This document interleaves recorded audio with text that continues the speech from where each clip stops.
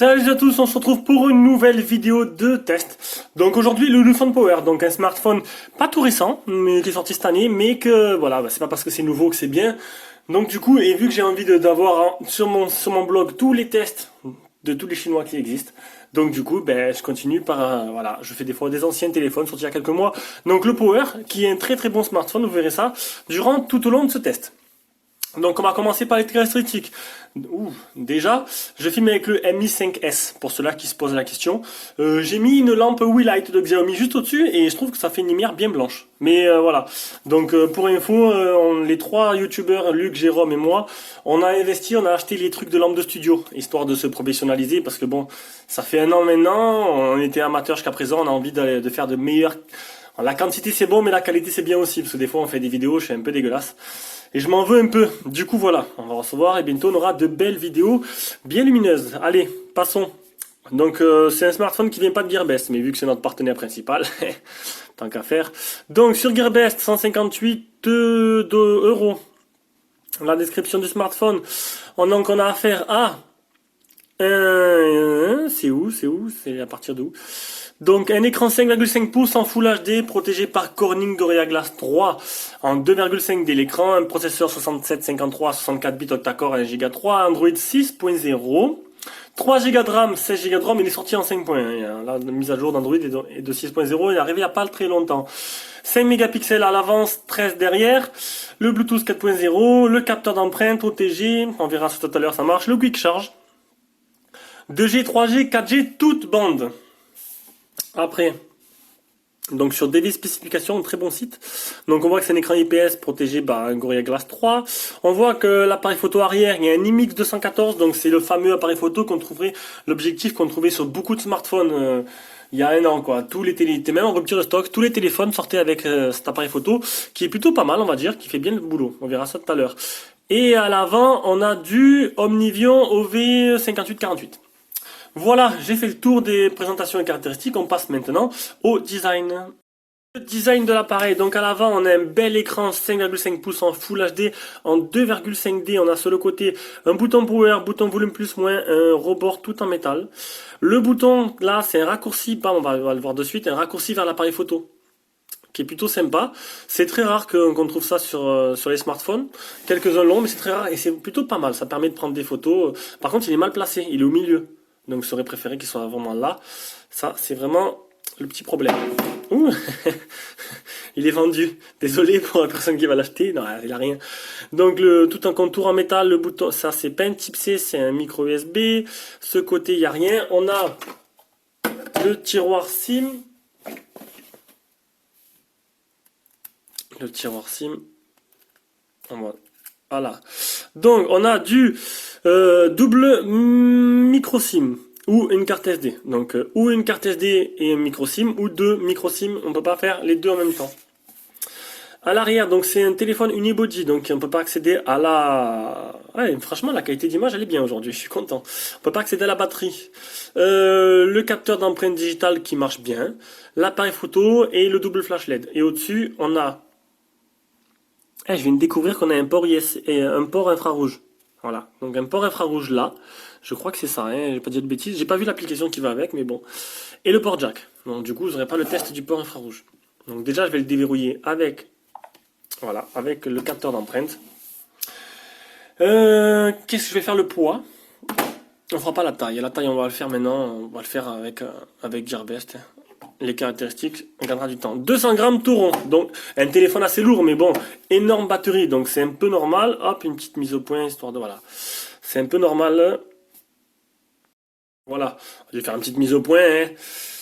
Une caméra devra arriver. Un abonné me donne une caméra. C'est plutôt sympa. Un abonné qui est devenu un ami d'ailleurs. Bisous à Jean-Luc. Hein. Il verra cette vidéo.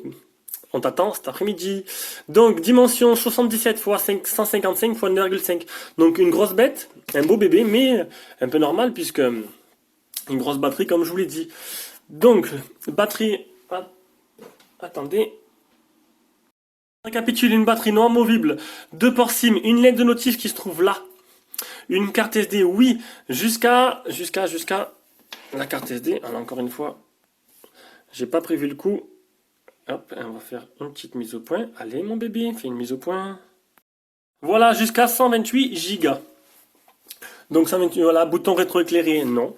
On a juste ici, ce petit, voilà, comme les Nubia, ça c'est éclairé, mais par contre, les boutons sont pas rétroéclairés sur le côté. Le bouton menu, bouton retour, le poids et la taille, on l'a fait. On passe maintenant à l'écran. Donc on a fait un écran 5,5 en Full HD avec des bandes noires quand même, hein. Hop, j'ai pas supprimé, on va mettre là, avec des bandes noires sur le côté, mais vu que le téléphone est noir, on les voit pas. Donc elles sont là, elles sont juste, on le voit sur le contour, mais bon, c'est pas trop flagrant étant donné que le téléphone est une façade noire.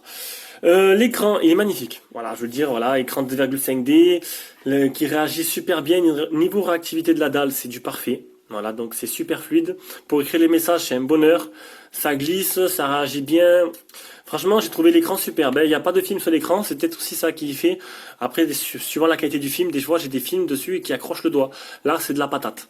Voilà. Il n'y a pas de film sur l'écran, donc vu que c'est un smartphone qui met sur le bon coin, il y avait une vitre, mais je l'ai enlevé pour le test. Après, Gorilla Glass, oui, Gorilla Glass 3. Le Miravision. Le Miravision, il n'y est pas. Donc, vous ne pouvez pas optimiser la nuance des couleurs selon vos goûts. Ça, c'est bien dommage. Et on va faire l'appli Display Tester. Je sais pas ce que ça va donner. Espérons que les couleurs soient respectées. J'ai un peu du mal avec. On va la mettre comme ça, on verra mieux. Donc le rouge, donc les fuites de lumière, voilà, on voit bien que. Voilà, on va mettre comme ça se verra mieux. Donc on voit bien les couleurs sont bien respectées. Le blanc est bien blanc. Il n'y a pas de fuite de lumière de chaque côté. Non, franchement, hein, là, il a vraiment un très très bel écran. Contraste et saturation. On va faire une petite mise au point, histoire, voilà, de voir un peu mieux. Un écran plutôt très très joli. Alors, le multitouch. On met directement les 10 doigts et on en trouve 5. Donc 5 touches. Et les photos réelles. On va mettre en gros plan, un petit zoom, histoire de faire profiter un peu de cet écran magnifique.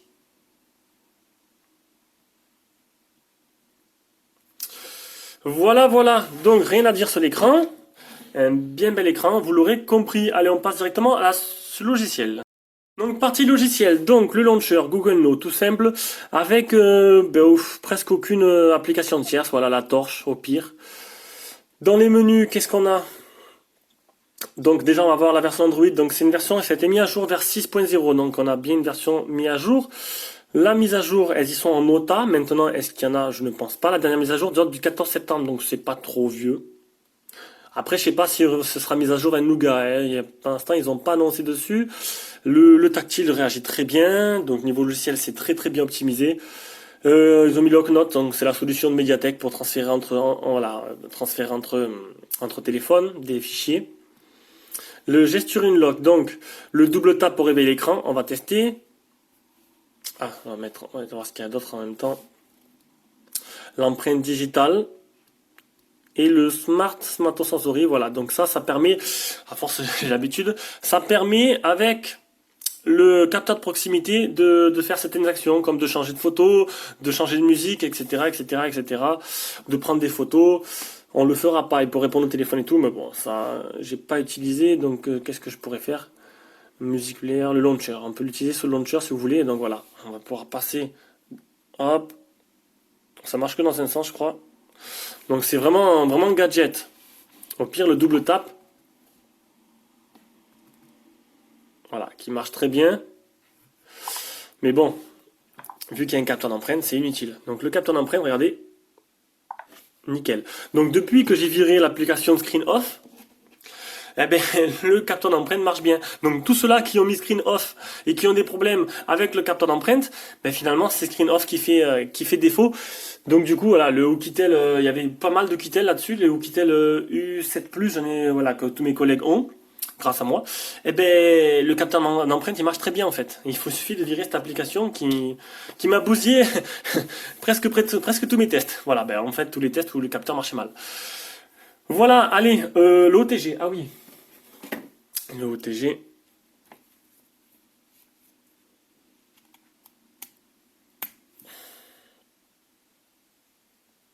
Normalement, il est OTG, voilà. Donc c'est bien apparu, il est bien OTG. Et la dernière chose, c'est, comme vous avez vu que j'ai fait dernièrement, on m'a demandé de faire un test anti-malware pour voir un peu. On va passer par là parce que j'arrive pas à trouver toujours la galerie. Ouf. Donc voilà un test d'anti-malware avec anti-malware bit et qui m'a trouvé zéro fichier infecté. Donc une ROM propre. Allez, on passe aux performances.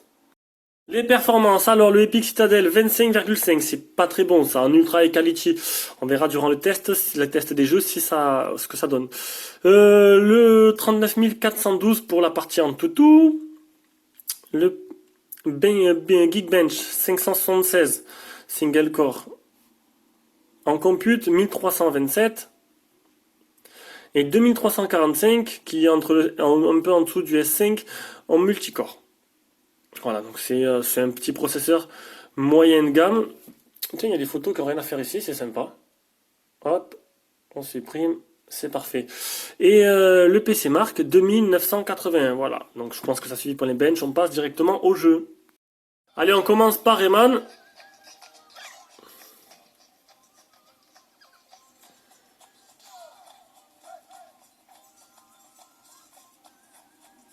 Quelques ralentissements quand même, hein. On peut voir que c'est pas... Ouais, c'est correct. Il y a, par moment, ça télécharge ou pas? Non, ça télécharge pas. De toute façon, avec 3 Go de RAM, normalement, il ne devrait pas avoir de soucis.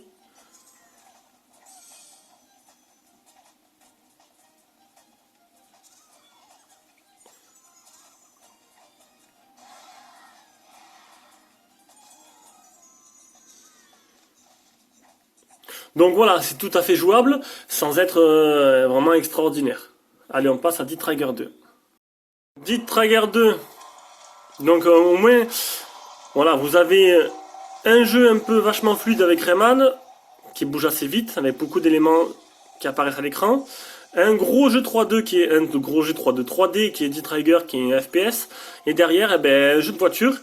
Du coup, ça vous permettrait de voir, ça vous permet de voir un peu dans tous les jeux disponibles la capacité un peu de ces smartphones. Bah, même petit shot. Donc c'est fluide, hein. C'est vachement fluide, ça tourne en performance maximale. On peut voir qu'il n'y a pas d'accroche, il n'y a pas de. Il y a tout qui tourne nickel. C'est plutôt correct. Allez, on va s'en faire encore deux ou trois. Bam. Le tactile réagit bien. J'ai un peu du mal, hein. Bam. Allez, on passe maintenant à Real Racing. Voilà, Real Racing 3, donc. On va pouvoir tester l'accéléromètre et voir si c'est fluide dans un jeu quand même assez gourmand.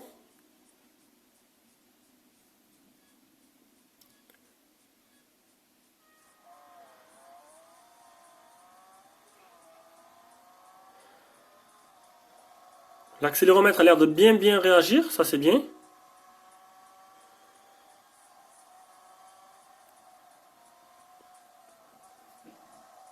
Bon, je suis pas un grand joueur, hein. Si je teste ces jeux, c'est vraiment pour le test. Je joue jamais sur smartphone. Donc ça a l'air assez fluide quand même. Pas trop de ralentissement dans les décors, pas d'accroche, pas Ouais, non, nickel. Ça a l'air de très bien tourner. Et ça, c'est plutôt pas mal. Voilà. Allez, maintenant on passe à l'appareil photo. Donc un appareil photo 13 mégapixels qui vient de chez Sony, le IMX214. Alors, donc déjà, le programme appareil photo, c'est vraiment du basique. Et on a déjà vu, on le voit partout, donc c'est moche, c'est pas beau. On a un bon un son de l'obscurateur quand on prend une photo horrible. Donc je vous conseillerais de changer, quoi. De mettre Google Photos, au pire, prendre des photos, ce sera plus simple, plus joli, plus sympa. Alors j'ai pris quand même à prendre quelques photos en direct.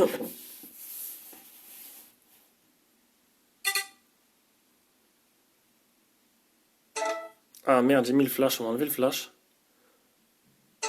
Donc les photos vont paraître un peu ternes sur l'écran, mais parce que j'ai baissé la luminosité au minimum pour pas avoir de problème en filmant. Donc je vais vous les mettre. Donc j'ai fait quelques photos. Donc on va mettre, hop, on va faire un petit zoom. Voilà, donc Donald. Même c'est plutôt propre. Même en zoomant, ça a l'air pas mal du tout.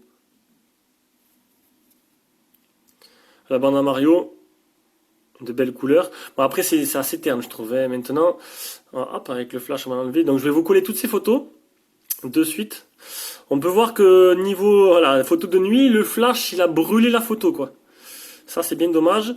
On peut voir aussi là, voilà, que le flash se déclenche, il est un peu décalé, du coup, il brûle un peu la photo. Merci à toi. Il brûle un peu la photo. J'ai fait une petite vidéo que je vais pas vous montrer maintenant, qu'on regardera. Donc, on va regarder vite. Qui a l'air assez fluide, qui ne saccade pas. Voilà. Il fait pas beau aujourd'hui. Des petites photos extérieures. Non, mais après, voilà, ce 214 a fait ses preuves. Il est pas mauvais. Maintenant, ça rend pas très bien sur l'écran. Comme je vous ai dit, on verra, vous verrez ça de suite. Je vous les mets et je vous les colle de suite. Allez.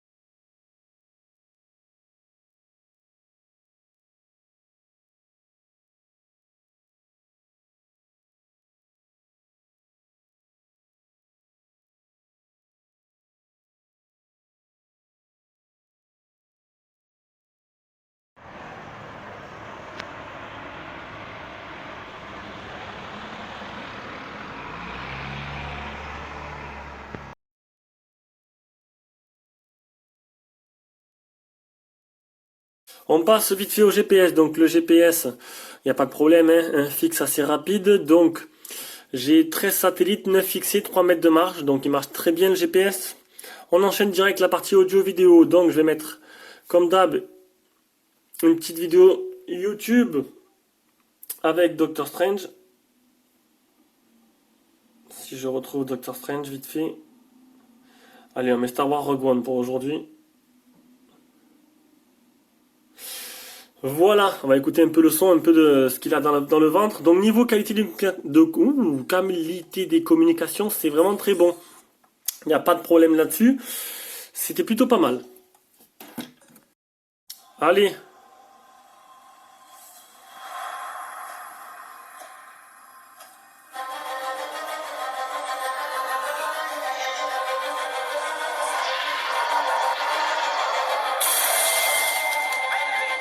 Tu veux sortir d'ici? Notre rébellion, c'est tout ce qu'il reste pour faire reculer l'Empire. Nous pensons que tu peux nous aider. Quand as-tu vu ton père pour la dernière fois? C'est quoi ces questions? bon, niveau son, c'est plutôt pas mal, hein. Bon, c'est pas une chaîne hi-fi, mais ça marche plutôt pas mal. Allez, le port jack. Comme à chaque fois, ça m'allume ça, c'est bizarre. Ah, je l'ai pas allumé. C'est mon père qui l'a conçu. Il faut qu'on le retrouve. D'accord. De combien d'hommes on a besoin? Donc ça, c'est correct. On va maintenant tester le Bluetooth.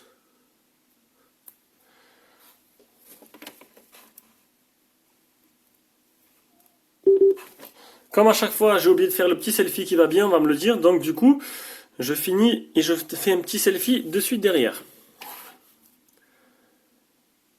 Voilà, c'est connecté. On revient sur YouTube. Il demande un nom de code. C'est Rogue. Donc le Bluetooth marche nickel. Allez, on passe maintenant du coup au petit selfie qui va bien.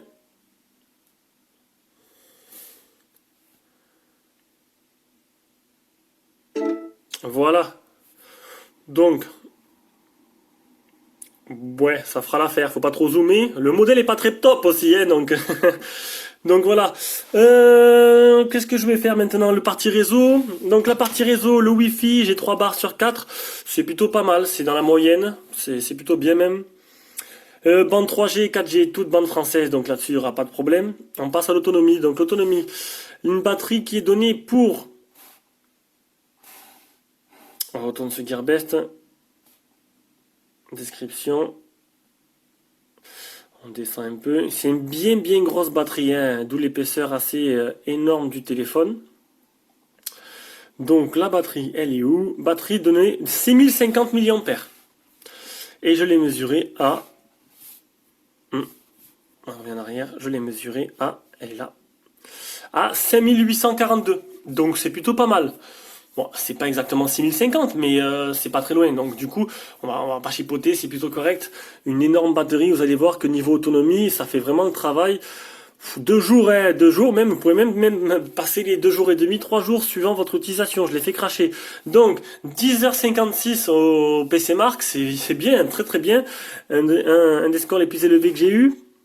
Niveau utilisation, donc, j'ai utilisé 43% en 15 heures d'utilisation. J'ai appelé 1h40. Ouh, j'ai appelé pas mal quand même, hein. Je l'ai bien utilisé. 3h18 écran allumé. Vous avez vu que vraiment essayé de le faire cracher ce téléphone et j'ai pas réussi. Au niveau des applications, c'est Chrome et Messenger. Et voilà, une belle courbe assez régulière, hein, quand même. 58%, il me reste 58% et on voit que même en utilisation, c'est plutôt régulier. Donc l'autonomie, eh ben voilà quoi, c'est le top. Très bonne. Autonomie, allez, on passe maintenant à la conclusion. Donc la conclusion de son smartphone, mais écoutez, un très bon smartphone, pas tout récent, mais qui a rien à envier aux nouveautés de maintenant, quoi. Hein. Si le poids et l'épaisseur du smartphone ne nous fait pas peur, que j'ai pas eu de problème dans les mains, j'ai pas trouvé de réel défaut au téléphone, il est plutôt complet, plutôt beau, et pour un prix assez correct, c'est plutôt pas mal. Voilà. Pensez à mettre un petit pouce si vous avez envie. Vous n'avez pas envie, bah tant pis. Hein, je cherche pas après les petits pouces bleus, je m'en fous un peu. Et vous abonner, ce sera toujours sympa. Plus j'ai d'abonnés, plus je peux négocier de partenariat. Voilà, bisous à tous et à la prochaine vidéo.